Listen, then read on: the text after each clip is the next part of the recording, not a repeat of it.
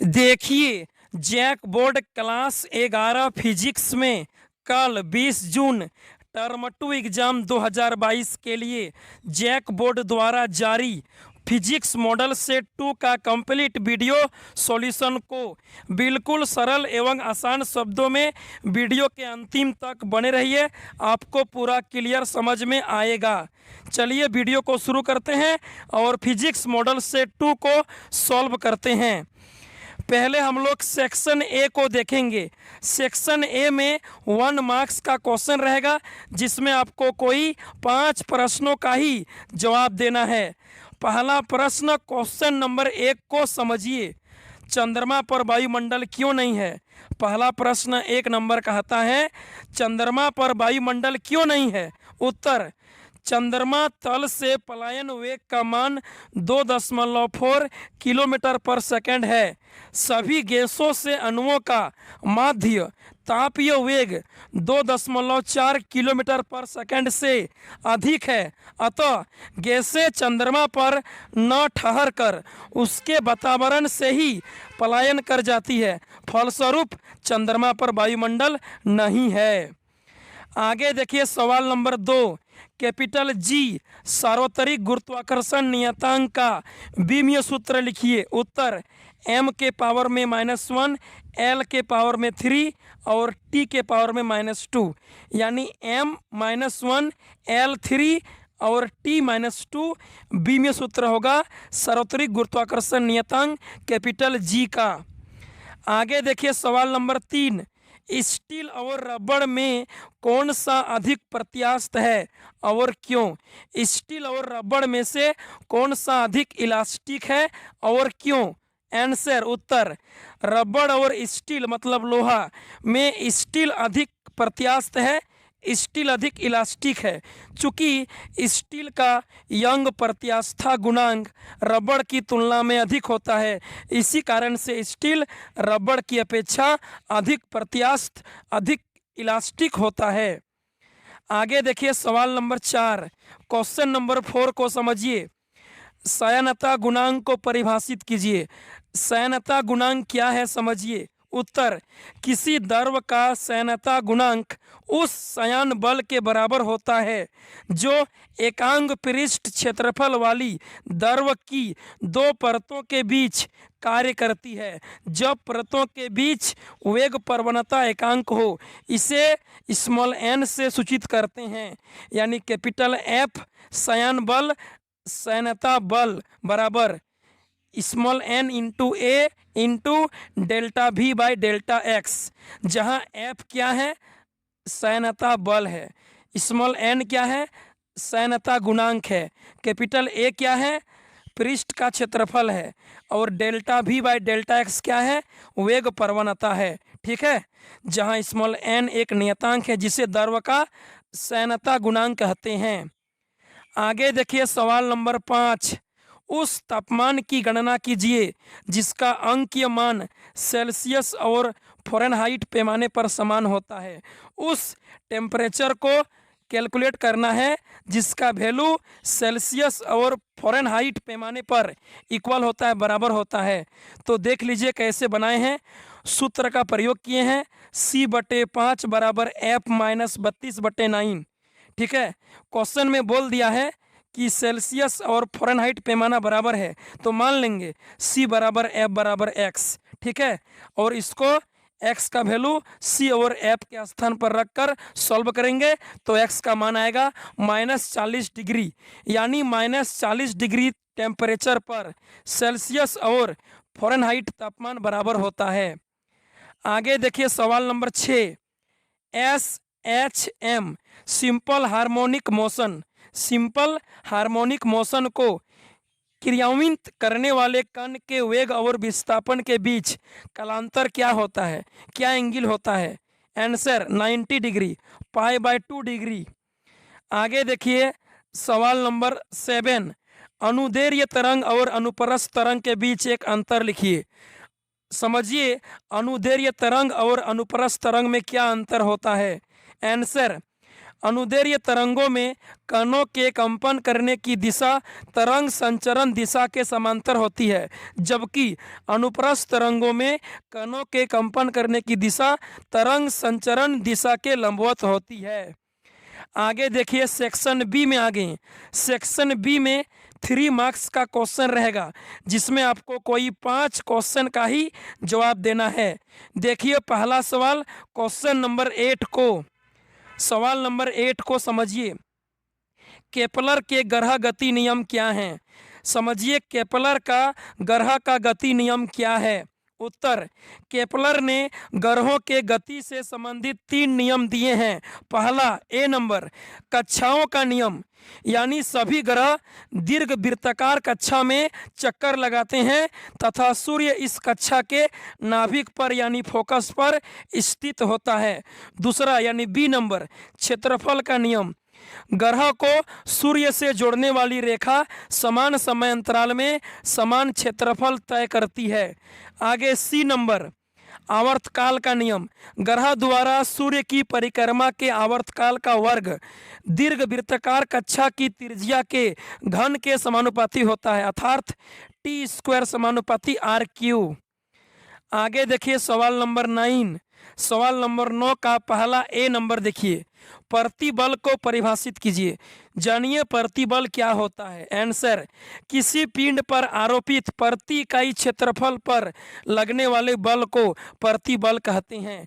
दूसरा B number देखिए, विकृति को परिभाषित कीजिए। उत्तर, विकृति वस्तु या पदार्थ में होने वाले विरूपण को प्रदर्शित करती है, यानी बाह्य बल के कारण वस्तु की लंबाई में होने वाले परिवर्तन एवं उसकी प्रारंभिक लंबाई के अनुपात को विकृति यानी स्ट्रेन कहते हैं।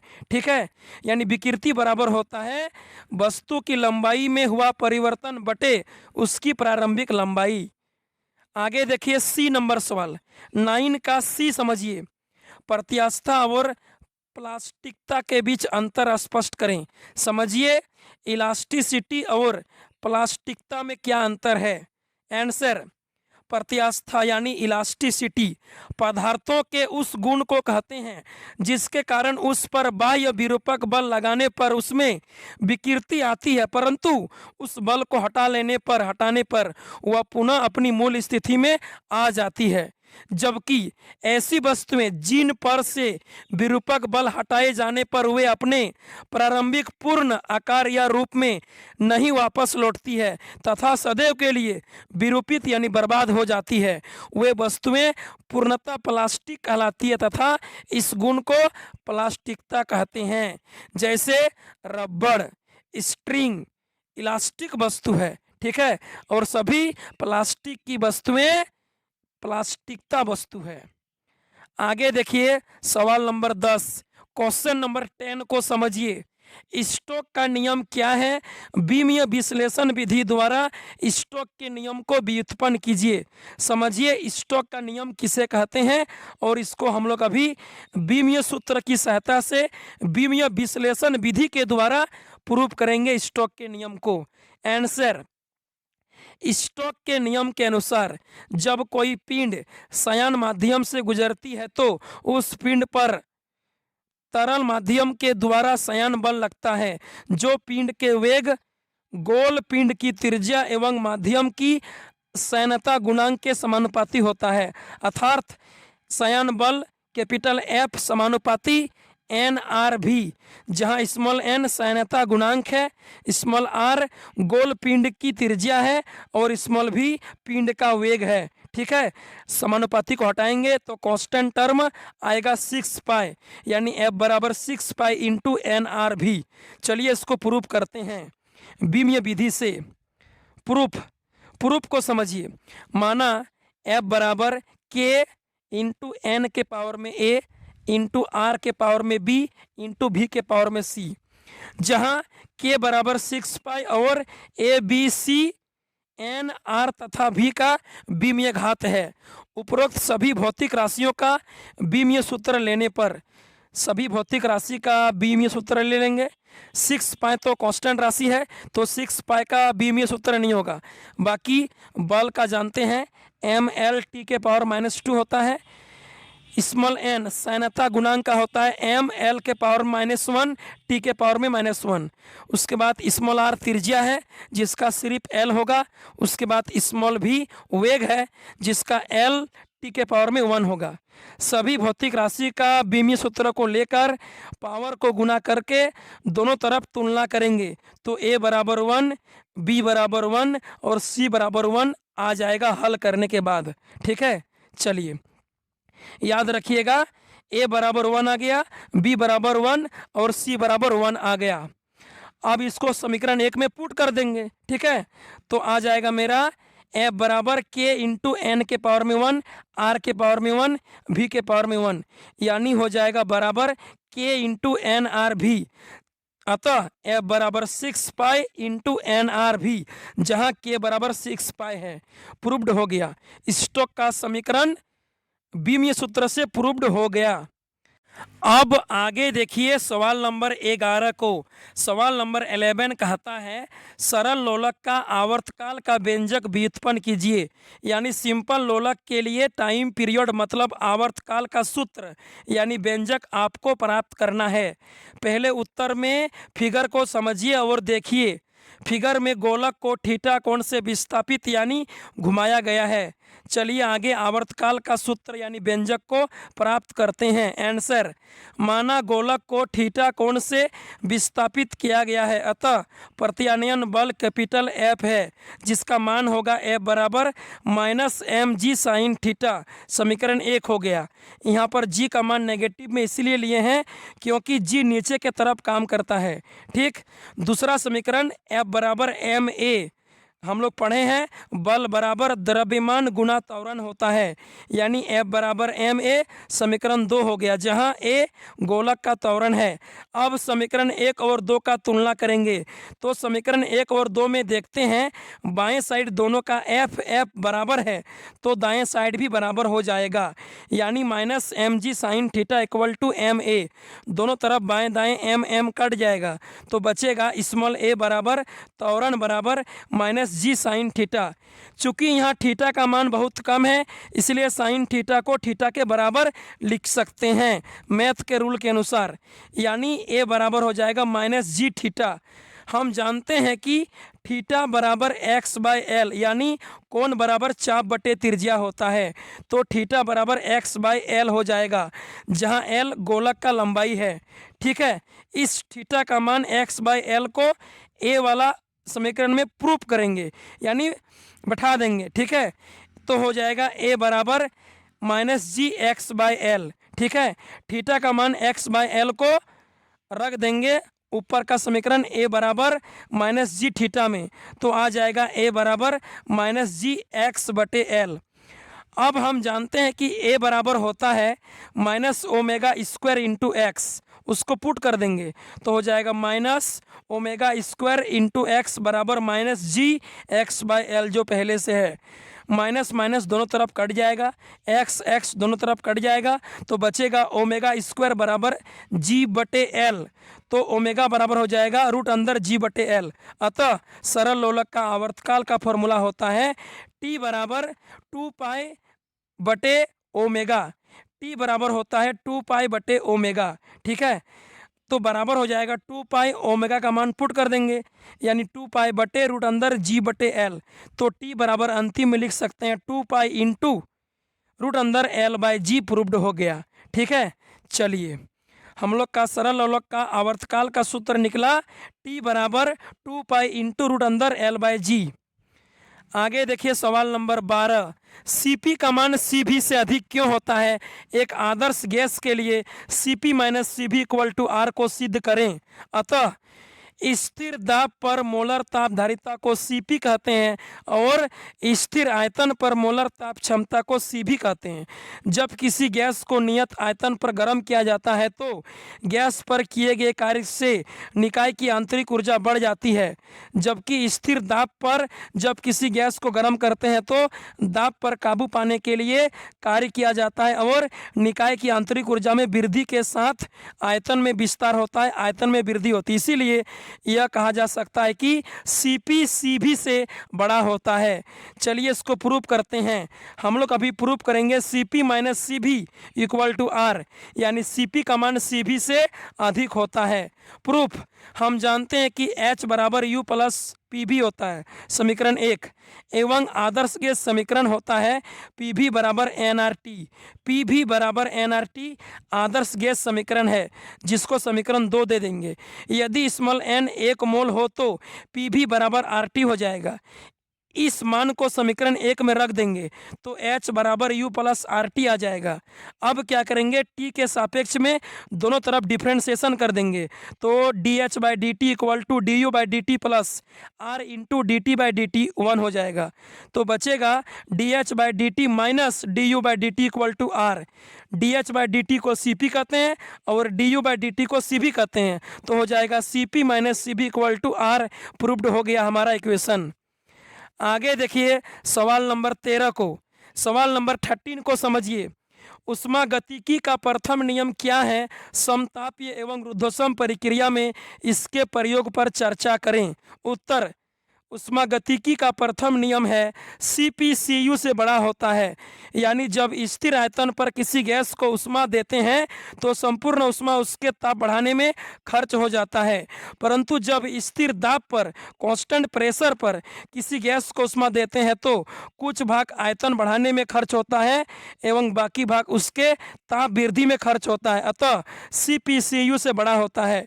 गणितीय रूप में डी थीटा बराबर D you plus D W. प्रयोग समतापी प्रक्रम के लिए यदि टी बराबर कांस्टेंट हो तो डी यू 0 हो जाएगा, तो लिख सकते हैं D theta equal to 0 plus D W, यानी डी थीटा डी डब्लू के बराबर हो जाएगा। आगे दूसरा, रुद्धोष्म प्रक्रम के लिए रुद्धोष्म प्रक्रम में डी थीटा इक्वल टू 0 होता है, इसीलिए लिख सकते हैं 0 बराबर D you plus D W, यानी डी यू बराबर माइनस डी डब्लू हो जाएगा। आगे देखिए सवाल नंबर 14, सवाल नंबर 14 को समझिए। तरंगों का अध्यारोपण सिद्धांत क्या है? तरंगों का अध्यारोपण सिद्धांत किसे कहते हैं, समझिए आंसर में। तरंगों के अध्यारोपण सिद्धांत के अनुसार जब दो या दो से अधिक तरंगें एक ही समय पर समान माध्यम में गति करते हैं तो दोनों तरंग एक दूसरे को बिना डिस्टर्ब किए एक दूसरे से होकर गुजरती है तो स्पेस या समय के किसी बिंदु पर माध्यम का कुल विस्थापन का मान सभी तरंगों के अलग अलग विस्थापन के सदिश योग के बराबर होता है, या इसे ही अध्यारोपण का सिद्धांत कहते हैं। आगे देखिए सेक्शन सी, 5 अंकीय प्रश्न देगा सेक्शन सी में, जिसमें आपको कोई 3 प्रश्नों का ही जवाब देना है।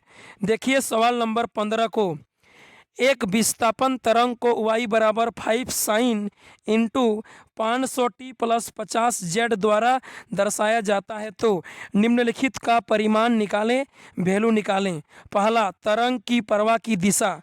ए नंबर, तरंग की प्रवाह की दिशा हो जाएगा माइनस जेड अक्ष के अनुदिश, ठीक है। आगे बी नंबर बोला है तरंग आवृत्ति। तरंग आवृत्ति को निकाल लीजिएगा तो आंसर आएगा आपका 75.61 हर्ट्ज।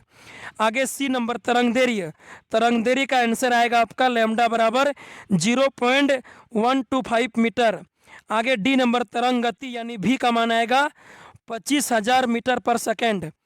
आगे है अधिकतम कण वेग, भी का मान आएगा 2500 मीटर पर सेकेंड।